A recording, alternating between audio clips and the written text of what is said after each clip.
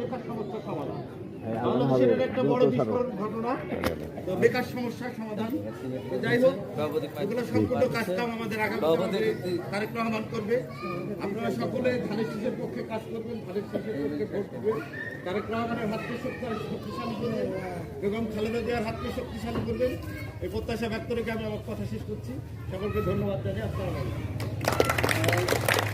ধন্যবাদ আমার সহযোগিতা 1 নং ওয়ার্ডের সিনিয়র সহসভাপতি আমার তৈয়ব চাচাকে।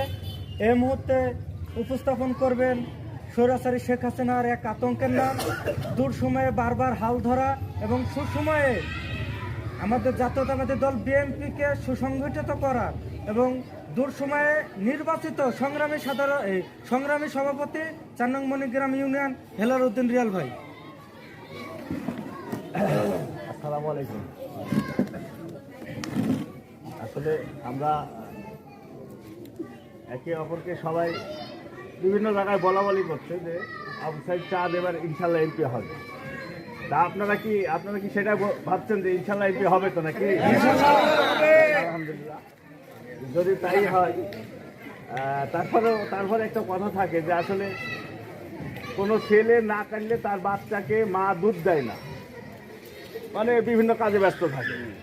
তো আমরা 4 ভাই এমপি হবে, উনি ভোটে পাশ করবে। তারপরেও আমরা যদি ঘরে বসে থাকি তাহলে আমাদের সমস্যা। ঘরে বসে থাকা যাবে না। আমরা যেখানে থাকি, যেভাবে থাকি, যে কর্মই করি না কেন, সেই জায়গার থেকে আমরা আওয়াজ তুলবো যে আমরা আগামী সংসদ নির্বাচনে আবু সাইদ চাঁদ ভাইকে ধানের শীষ মার্কায় ভোট দিয়ে জয়যুক্ত করবো। এই জিনিসটা সবার ভিতর মাথায় রাখতে হবে, মানুষকে বোঝাতে হবে। কেউ যদি একটু দ্বিমত থাকে তাকে বোঝানোর চেষ্টা করতে হবে, এবং হয়তোবা আমি বোঝাতে